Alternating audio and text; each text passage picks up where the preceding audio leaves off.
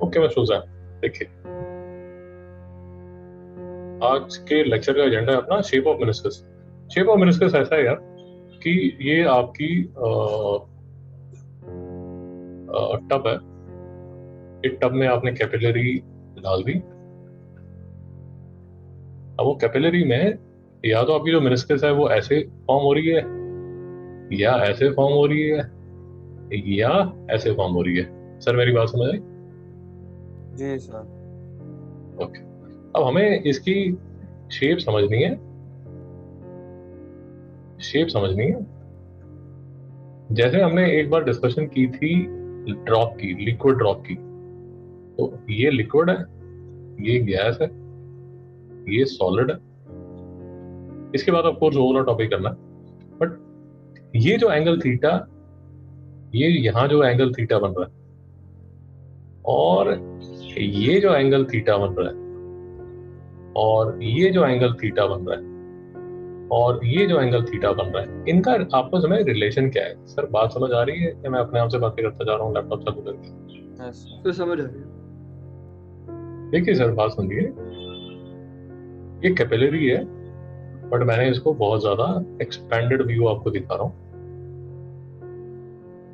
ये देखिए, पहले तो ये समझिए, कुछ एक दो बातें समझिए, पहले आराम से बेसिक बातें समझिए, मैकेनिक्स की बातें समझिए, फिर आगे डिटेल में बातें करेंगे। पहले तो ये समझिए, ये जो एंगल ऑफ कांटेक्ट है दादा, वो एंगल ऑफ कांटेक्ट बनता है हमेशा लिक्विड में, हमेशा बनता है लिक्विड के अंदर, लिक्विड के अंदर, लिक्विड के अंदर और सॉलिड के साथ। नहीं समझ आया भाई? समझा। नहीं समझ आया तो ये देख लीजिए यार, एंगल तो ये भी बन रहा है ना दोस्तों, समझ आया? Yes angle sir. भी बन रहा है, बट ये तो आप ले नहीं रहे। क्यों नहीं ले रहे? क्योंकि ये वेपर है, ये लिक्विड है, और ये सॉलिड है। हुसैन बात पकड़ में आई नहीं है? हाँ सर। एंगल तो दोनों ही है यार, बट उसको जो एंगल ऑफ कांटेक्ट है उसको जो डिफाइन किया जाता है वो डिफाइन ऐसे किया जाता है कि सर जो एंगल ऑफ कांटेक्ट है वो लिक्विड के अंदर बनना चाहिए और सरफेस के साथ बनना चाहिए। तो एक जो देखा गया फिनोमेना देखा गया, वो एक फिनोमेना तो ये देखा गया। दूसरा जो फिनोमेना देखा गया वो दोस्तों ये देखा गया कि ये कैपिलरी ट्यूब है, और उसमें जो लिक्विड है वो मेनिस्कस ऐसा बनाता है। हुसैन जी समझ आया? Yes sir. फिर से वही बात जो मैं कह रहा हूँ, लिक्विड के अंदर एंगल बनेगा, लिक्विड के एंगल, लिक्विड के अंदर एंगल बनेगा और सॉलिड के साथ बनेगा।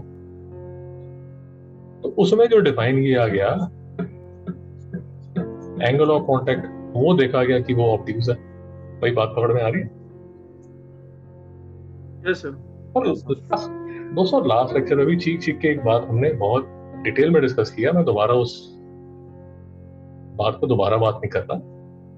लास्ट लेक्चर में, 1 घंटे के लेक्चर में हमने यही चीख चीख के बात की थी कि अगर मैं इसको ऊपर से देख रहा हूं तो ये वाली जो सरफेस है वो मुझे ऐसे नजर आ रही है, और जो इंटरेक्शन हो रहा है, जो डिटेल में इंटरेक्शन स्टडी किया जाता है, वो स्टडी किया जाता है ये वाले मॉलिक्यूल्स का, जो कि यहाँ पर है। दोस्तों बात समझ आई नहीं आई? तो समझ आई। अगर आप बात करेंगे कि अंकल ये बताओ ये वाले मॉलिक्यूल का क्या है, ये वाले मॉलिक्यूल का क्या है, ये वाले मॉलिक्यूल का क्या है, तो यहाँ तो सरफेस टेंशन कोई रोल प्ले कर ही नहीं रही। मुझे नहीं समझ में आया। सारा जो एक्शन हो रहा है, सारा जो एक्शन हो रहा है वो तो ये वाले मॉलिक्यूल्स को हो रहा है जो कि ऐसे रिंग पे है, जो कि ऐसे सर्कुलर है। सिराजी बात बात कर रहे हैं?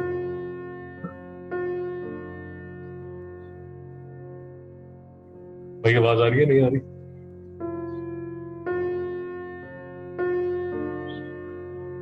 दोस्तों आवाज आ रही?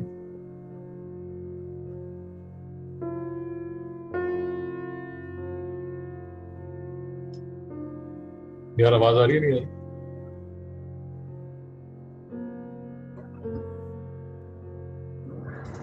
दोस्तों आवाज आ रही? Yes sir. तो दूसरा जो केस बनता है, दूसरा हमारे पास जो केस बनता है, मतलब जो थर्ड केस बनता है ये वाला, कि जिसमें पाया गया कि जो लिक्विड है वो जो एंगल ऑफ कांटेक्ट बनाता है वो 90 डिग्री बनाता है। सर ने मेरी बात नहीं समझ आई। सर समझ रहे समझा सर। ये कैपिलरी ट्यूब है। अब बात समझ आ रही? यस ये कैपिलरी ट्यूब है, ये लिक्विड है, ये लिक्विड है, तो एंगल ऑफ कांटेक्ट बना 90 डिग्री। तो अभी तक हमने क्या क्या केसेस कर लिए? Theta is equal to 0 degree, नहीं I am sorry, theta is equal to 90 degree, theta is less than 90 degree, theta is greater than 90 degree. दोस्तों बात समझ आई? Yes sir. हुसैन जी बात समझ आई? जी सर। एक तीसरा केस बनता है, जो कि बनता है ऐसा, जो कि सुनने में बड़ा अजीब सा लगता है बट है तो है। देखिए वो केस ना ऐसा बनता है कि लिक्विड नीचे होगा ऐसे, नहीं समझ में आया सर? सर समझा। समझा सर। कि एक ना पतली सी लेयर लिक्विड की सरफेस के साथ चिपकी रहेगी आपके साइड में। अरे जी बातें समझ आ रही है नहीं आ रही? और ये केस में दोस्तों जो थीटा हो जाएगा वो 0 डिग्री होगा। बात पकड़ में आ रही है नहीं आ रही? सर समझ रहे। जी सर। तो 4 केस दादा आपके सामने बन गए और हमने तसल्ली से समझ लिया कि यार थीटा को आप डिफाइन ही ऐसे कर रहे हैं, थीटा को डिफाइन ही ऐसे कर रहे हैं कि थीटा लिक्विड के अंदर होगा और सरफेस के साथ होगा, थीटा लिक्विड के अंदर होगा और सरफेस के साथ होगा। और क्योंकि बात हो रही है ये वाले जो सरफेस के साथ सटे हुए मॉलिक्यूल्स हैं उनकी बात हो रही है, तो उन्हीं को डिस्कस किया जाता है, उन्हीं को डिस्कस किया जाता है। सर याद है तसल्ली? Yes sir. ओके। अब अगर आप मेरे से पूछेंगे कि सर थोड़ा ये भी बताइए कैसे कैसे एंगल नजर आते हैं, तो यार ये स्क्रीन दिख रही है आपको? Yes sir.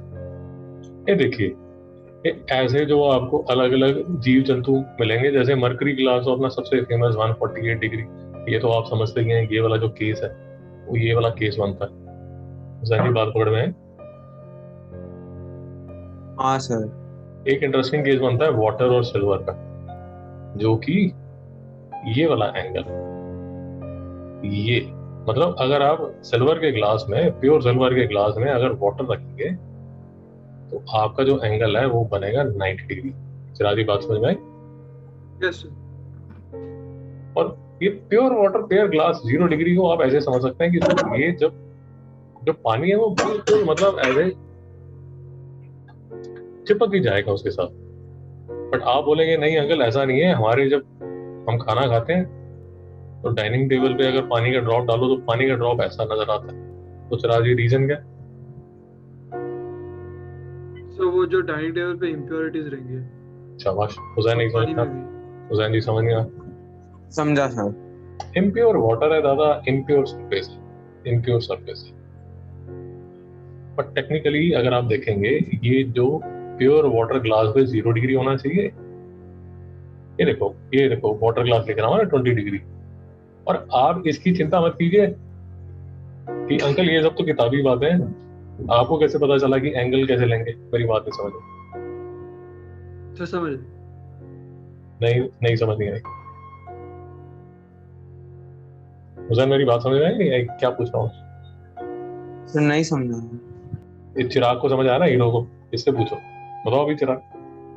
सर पूछ रहे कि मतलब ये तो उन्होंने बोल दिया कि ये एंगल्स है सब, लेकिन हमको पता कैसे चल सकता है कि ये एंगल्स है? अब बताओ फिर। अब वो पूछ रहा है। वो माइक्रोस्कोप के नीचे देखते। शाबाश शाबाश शाबाश। एक्चुअली सिंपल है यार, कोई इतना बड़ी बात नहीं है। आप फोटो खींच लो और एंगल नाप लो। नहीं समझ में आया? यस सर समझ रहे। Yes sir. सिंपल है ना, ऑब्वियस है। मैं फोटो खींच लेता हूँ यार, एक ड्रॉप की फोटो खींच लेता हूँ, ये ड्रॉप की फोटो है। फिर मैं डी रख के यहाँ पर एक स्ट्रेट लाइन लगा देता हूँ और मैं एंगल मेजर कर लेता हूँ। अप्रोक्सीमेट तो आ ही जाएगा ना, एग्जैक्ट नहीं आएगा, नहीं आएगा, नहीं समझ रहा। Yes sir. तो और अगर आप एग्जैक्ट देखना चाहते हो तो जैसे आप बता रहे हो ऐसे इंस्ट्रूमेंट्स रहते हैं यार, जैसे आप माइक्रोस्कोप बताते हो ऐसे इंस्ट्रूमेंट्स रहते हैं, उसमें आप ड्रॉप डालते हो and then you can see, वो सब तामझाम आप कर सकते हो। But what I am trying to tell you इसकी, आप मोबाइल से फोटो खींच लीजिए और उसका एंगल देख लीजिए कि एंगल कितना बनता है। मतलब जो आपकी फोटोग्राफ है उसका प्रिंट आउट निकाल लीजिए और लाइन ड्रा करके देख लीजिए कि कितना एंगल बन रहा है। सो अप्रोक्सीमेट एंगल तो आप निकाल ही सकते हैं। सर यहाँ तक बात समझ आई? Yes sir. कुछ इसमें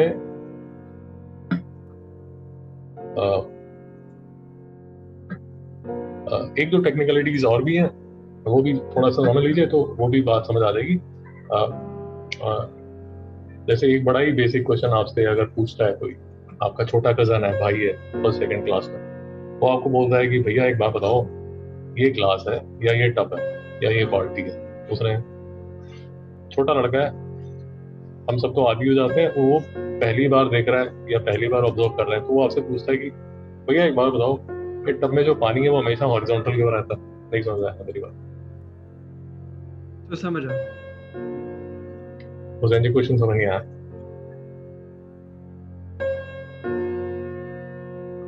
हुसैन जी बात समझ नहीं आई? समझा सर। क्या समझ आया?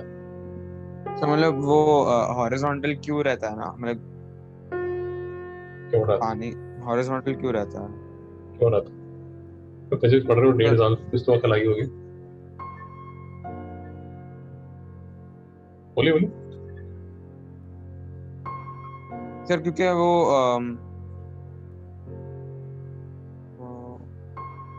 मिस्टर चिराग, मिस्टर अब्बास। तो क्योंकि जो ग्रेविटेशनल फोर्स है वो ये जो एडिसिव फोर्स से बहुत ज्यादा हो जाता है जब वाइट टब है। फालतू की बात है। बाकी आपको क्या लगता है?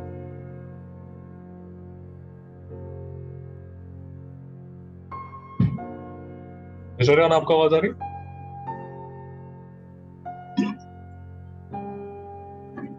चलो एक इंटरेस्टिंग चीज कर लेते हैं, शायद पुरानी आपकी रिवीजन में हो जाए।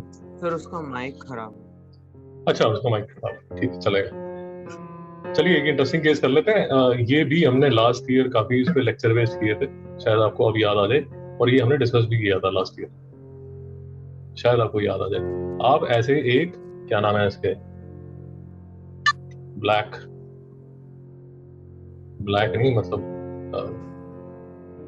एक वो 20 फीट कंटेनर्स देखे हैं जो सामने रोड पे निकलते हैं बड़े बड़े, यस वो 20 फीट कंटेनर में आप बैठे हुए हैं और एकदम मतलब जर्मनी में बैठे हैं जिसमें चलता हुआ कंटेनर चल रहा है या नहीं चल रहा पता नहीं चलता। मेरी बात समझ आई? Yes sir. मैं इसको ब्लाइंड कंटेनर बोल देता हूँ। ब्लाइंड कंटेनर मतलब आप बाहर नहीं दे सकते क्योंकि जो कंटेनर है वो चारों तरफ से बंद है। हुसैन सिचुएशन समझ आई? जी सर। ये लास्ट ईयर भी डिस्कस हुआ है, यही जो मैं आपसे क्वेश्चन पूछने को।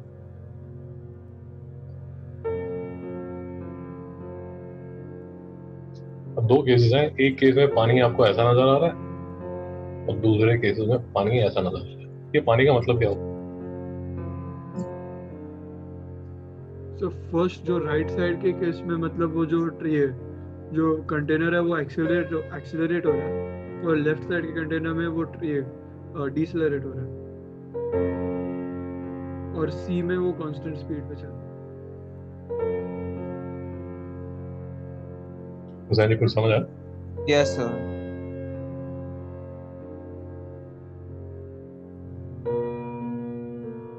एक केस में क्या हो रहा है जरा जी? सो एक केस में वो डिसलरेट हो रहा है।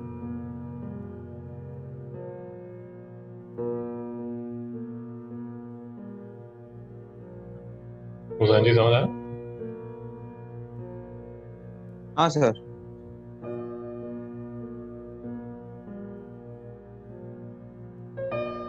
तो फिर ये सरफेस ऐसी क्यों है? ये तीन सरफेस अलग अलग क्यों है?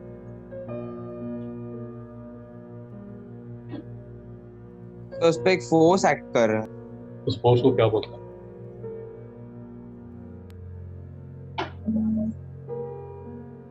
तो सूडो फोर्स। शाबाश, 50,000 जीत गए आप। हुसैन जी समझ गया है। लास्ट में बहुत हाँ ठीक सर, ठीक हाँ ठीक ठीक इस पे डिस्कशन होगी सूडो फोर्स से। दोबारा नहीं जा यस रहा, बहुत लेक्चर वेस्ट किए इससे। चलो हमने रिकॉर्ड करके उस पर डाला भी हुआ। मेरी बात समझ आई? Yes sir. यार वो सूडो फोर्स के एनालिसिस पे मैं दोबारा तो नहीं जा रहा, बट ये समझ आ रहा है अगर आप मेरी बात समझ रहे हैं कि जो भी इसका जो ये जो इसकी जो सरफेस है ना, ये जो सरफेस है, इस सरफेस को देख के आप ये बोल सकते हो कि नेट फोर्स कैसी लग रही होगी। नेट फोर्स नहीं समझ में आया? सर समझा। इस केस में जो नेट फोर्स है वो ऐसे है, परपेंडिकुलर है। इस केस में जो नेट फोर्स है वो ऐसे है, और इस केस में जो नेट फोर्स ऐसे है। उसे समझ नहीं आया? समझा सर। कहने का मतलब लिक्विड की जो सरफेस है वो नेट फोर्स के हमेशा परपेंडिकुलर होती है। नहीं समझ में आया? ये नेट फोर्स है और ये लिक्विड सरफेस है। नहीं समझ में आया? सर समझा। हुसैन समझ गया? समझा सर। ये नेट फोर्स तो है। इसका इसका एनालिसिस मैं अभी नहीं कवर कर रहा, बट एटलीस्ट ये तो समझ आ रहा है कि this would be the net force. इसका एनालिसिस नहीं मैं कर रहा।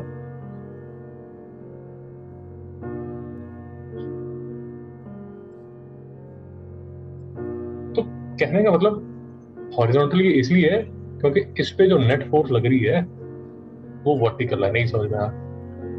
सर समझा। समझा सर। और ऑफ कोर्स जो नेट फोर्स लग रही है वो mg नीचे की तरफ लग रही है। नहीं समझ में आ रहा? सर समझा। ज्यादा बात समझे? नहीं समझा? Yes sir. तो मॉरल ऑफ द स्टोरी भाइयों और बहनों ये हुई कि अगर अगर यहाँ पर अब मैं सिर्फ बाकी सब छोड़ के सिर्फ जूम कर रहा हूँ इस ये वाली सरफेस पे, बाकी मैं कुछ ड्रॉ नहीं कर रहा। मैं सिर्फ ये वाला सिर्फ यहाँ पर एनालिसिस कर रहा हूँ। कहने का मतलब यहाँ जो सरफेस बनी है, जो सरफेस बनी है वो अप्रोक्सीमेटली ऐसे है। दादा साहब बात समझ आई? और सरफेस अगर ऐसे है, सरफेस अगर ऐसी है, तो जो नेट फोर्स होगी वो इसके परपेंडिकुलर मतलब ऐसे होगी। नहीं समझ में आया सर? कंफ्यूजियत शुरू होगी। नहीं समझ में आया? सर समझा। हुसैन समझ गया? समझा। दादा पूरा हमने ताम झाम करके पूरा जो बैकग्राउंड बना के हमने फाइनली, दोस्तों याद रखो एक बात में कंफ्यूज नहीं होना। आप ये वाले मॉलिक्यूल्स की डिस्कशन कर रहे हो, ये वाले यहाँ पर ये वाले जो मॉलिक्यूल्स, जब आप ऐसे ऊपर से देख रहे हैं आपको ऐसे सॉर्ट ऑफ रिंग नजर आ रहा है। हुसैन बात पकड़ में आ रही है? जी सर। और मैं आपको ये कह रहा हूँ कि मैं जो एनालिसिस कर रहा हूँ वो ये वाले मॉलिक्यूल पे कर रहा हूँ। मैं इसको जूम करके आपको दिखा रहा हूँ। ये जो सिचुएशन है यहाँ पर क्या हो रहा है, यहाँ पर क्या हो रहा है, यहाँ पर क्या हो रहा है, यहाँ पर क्या हो रहा है, इसका जो एनालिसिस है वो माय फ्रेंड्स मैं आपको यहाँ ये करके दिखा रहा हूँ। दोस्तों बात समझ आई? सर समझ रहे। हुसैन बात पकड़ में आई? Yes sir. जिसमें, अब मैं बार बार नहीं आपको बोलूंगा, एक बार बोल दिया समझ लीजिए, जिसमें ये जो है ये सॉलिड सरफेस है। नहीं समझ में आया? सर समझा। अब आप पूछेंगे अगर आपको लग रहा है क्या सॉलिड सरफेस, क्या बात कर रहे हो, कौन सी सॉलिड सरफेस? बस सॉलिड सरफेस मतलब वो जो कैपिलरी जिसकी यूज कर रहे हो। नहीं समझ में आया? सर समझा। ग्लास की हो सकती है, कॉपर की हो सकती है, सिल्वर की हो सकती है, वो मुझे नहीं पता। और ये है वो लिक्विड जिसकी बात कर रहे हो। उसे नहीं समझ में आया? और यहाँ पर है वेपर। उसे नहीं समझ में आया? समझा सर। अब आपकी बात समझ आ रही?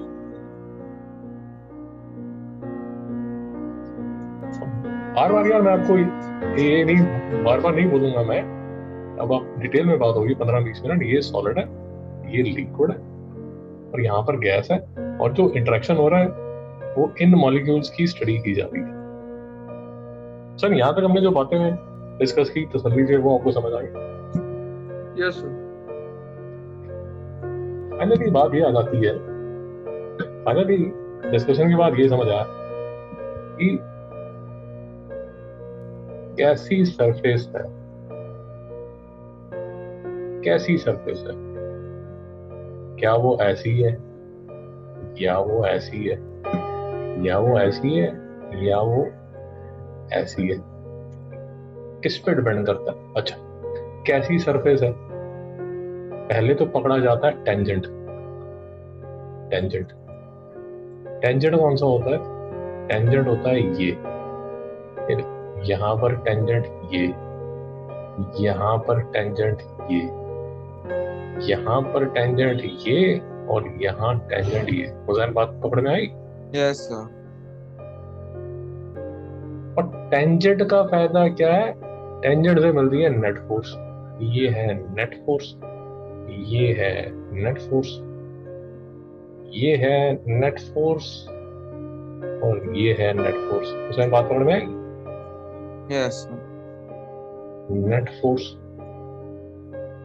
अब आप पूछोगे अंकल जी किस चीज की नेट फोर्स, किस चीज की नेट फोर्स? चिराग जी बताइए, किस चीज की नेट फोर्स? सर जो force between the this liquid and the surface. Adhesion plus cohesion. Hussain ji नहीं समझा?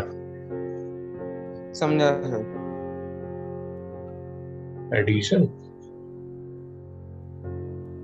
कोहेजन।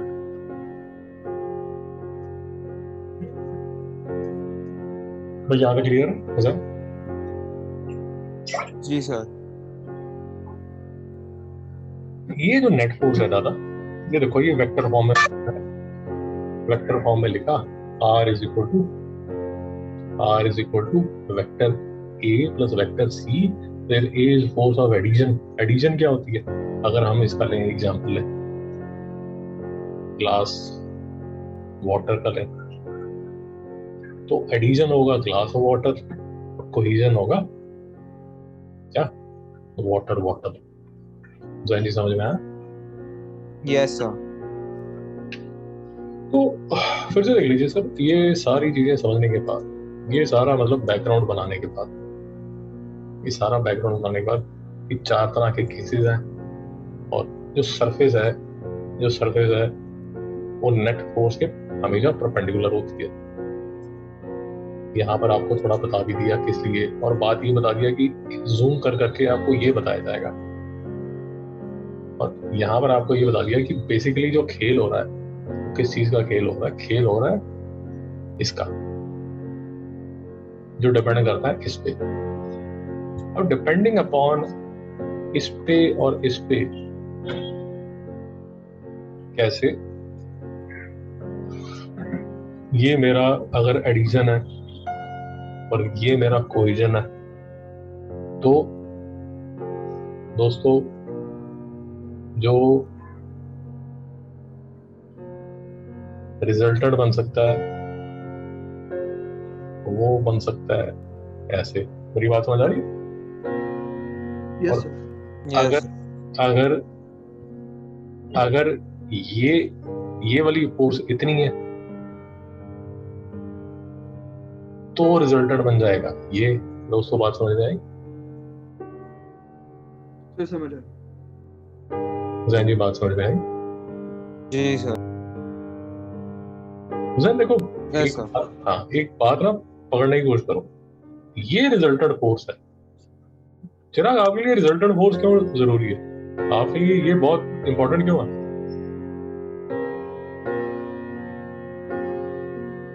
क्योंकि ये जो रिजल्टेंट फोर्स है, इसके परपेंडिकुलर आपकी सरफेस बनने वाली है। नहीं समझ में आया? Yes sir. हुसैन बात समझ में नहीं आई? समझा सर। ये देखो, ये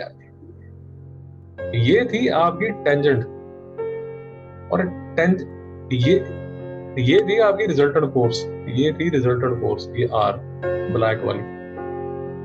और ये जो रिजल्टेंट फोर्स थी इसके परपेंडिकुलर बना था टेंजेंट, और वो टेंजेंट के हिसाब से बनी थी मेनिस्कस। नहीं समझ में आ रही मेरी बात? सो समझ गए? भाई बात पकड़ में नहीं आ रही, कंफ्यूजन आ रही है बहुत। सो समझ गए? भैया रिजल्टेंट फोर्स से ट्रेस कर पाओगे टेंजेंट, और जब टेंजेंट आपके हाथ में आएगी तो समझ आएगा कि ये जो इंटरफेस है सॉलिड लिक्विड इंटरफेस, उसमें ये सिचुएशन आने वाली है, या ये सिचुएशन आने वाली है, या ये आने वाली है, या वो लिक्विड ऐसे मतलब जबरदस्ती ऐसे पाइल अपॉन करके ऐसे मतलब थोड़ा सा ऊपर चढ़ जाएगा। हुसैन बात नहीं समझ में आ रही ऐसे। समझा। ये सारा डिपेंड कर रहा है आर पे, और जो आर है वो डिपेंड कर रहा है ए प्लस सी पे। राजी नहीं समझ रहा? सो समझ गए? हाँ जी समझ गया,